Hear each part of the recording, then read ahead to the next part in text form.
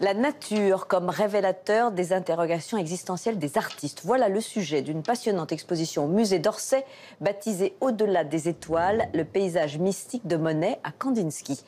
En réaction au culte de la science et du naturalisme, les peintres du 19e siècle ont choisi de suggérer l'émotion et le mystère, la fusion de l'individu dans le cosmos. Et c'est ce qu'ont fait, par exemple, Gauguin, Van Gogh, Klimt ou même Georgia O'Keeffe. C'est ce que nous explique Sabrine Kasbaoui. Qu'est-ce qui rassemble les paysages aux couleurs psychédéliques de Paul Gauguin, les oliviers tourbillonnants de Vincent Van Gogh ou encore les formes abstraites de Vassili Kandinsky? Eh bien, ce sont tous des paysages mystiques. Le mot mystique signifie rendre visible l'invisible. Si l'on verse dans le mysticisme, c'est que le musée d'Orsay présente en ce moment une exposition qui montre comment, au tournant du 19e et du 20e siècle, les plus grands artistes de l'art moderne ont cherché dans la nature des réponses à leurs questions spirituelles. Nous sommes dans la représentation d'une partie de la nature et parfois d'une partie de nous-mêmes. Le paysage peut être un paysage intérieur. Pourquoi mystique ? Parce qu'à la fin du 19e siècle et au début du 20e siècle, il y avait beaucoup d'interrogations de la part des artistes sur leur cheminement spirituel, sur leur culture chrétienne ou pas. Une quête spirituelle et esthétique qui répond à l'avènement du matérialisme dans la société moderne. Le darwinisme, donc dans les années 60, mais aussi la chute de la religion, l'apparition de la psychanalyse avec Freud, les sciences expérimentales qui sont très importantes.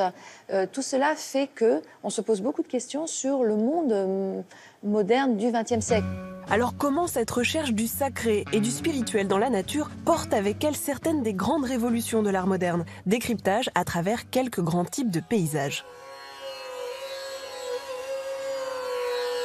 Le thème du bois sacré est un thème qui a été développé par le peintre Nabi au moment où il se retrouve en Bretagne, à Pont-Aven, à la fin des années 80 du 19e siècle. C'est une communauté d'artistes qui ont beaucoup abordé des sujets spirituels, religieux. Il était pour la plupart des foi catholiques. Le thème du bois sacré s'inspire des vers de Baudelaire rédigés en 1857. Il dit que la nature est un temple et l'homme y passe à travers comme dans une forêt de symboles. Et les bois deviennent le lieu soit des visions bibliques, d'apparitions. Les arbres sont les symboles de quelque chose qui relie la terre au ciel. Sous l'influence de Paul Gauguin, les nabis vont ainsi inaugurer une nouvelle voie esthétique. Les nabis utilisent ce que nous appelons le synthétisme, c'est-à-dire cette utilisation des couleurs à plat, des formes qui sont cernées des lignes nettes et des couleurs irréelles. De l'autre côté de l'Atlantique, à partir de 1913, un groupe d'artistes canadiens, inspirés par les Scandinaves, vont eux aussi interroger le rapport de l'homme à la nature.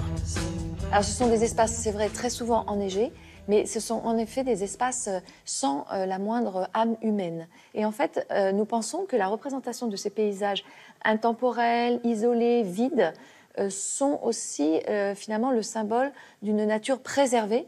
C'est une sorte de militantisme en fait de la part de ces artistes pour dire attention, nous avons une nature à préserver, nous avons une nature extrêmement belle qui nous dépasse. Et c'est toujours le rapport de l'homme en fait à la nature et le rapport de l'homme au sacré quelque part qui est développé. Impossible de parler du spirituel dans l'art sans évoquer les représentations de la nuit.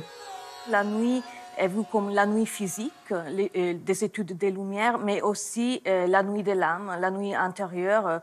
Ça veut dire aussi la souffrance, la nuit comme symbole de mort, comme symbole de la vie qui s'écoule inexorablement. Exemple avec la nuit étoilée de Vincent Van Gogh. Van Gogh venait d'arriver à Arles en 1888 et il était hanté presque par les effets de nuit. Il disait « J'aime beaucoup les effets de nuit, je les aime plus que les jours ». Il utilise une technique picturale novatrice, cette touche très libre, très expressionniste pour les rendus de cette étude des lumières. Mais c'est à la fois aussi l'expression d'une âme en quête spirituelle. Enfin, loin de s'opposer, les scientifiques et les artistes vont interagir. Les peintres vont ainsi trouver dans l'espace et le cosmos un nouveau paysage mystique. Alors c'est vraiment un réservoir de forme, l'espace, parce qu'on y voit déjà ou ce qu'on pense y voir. Et ce qui est vraiment intéressant, c'est l'expérience de Giacometti, Augusto Giacometti, qui a représenté le ciel étoilé. Et en fait, quand on regarde son ciel étoilé, on pense au nymphéa de Monet, c'est-à-dire on est dans l'abstraction et on y voit un peu ce qu'on veut. On peut y voir des fleurs comme on peut y voir des planètes.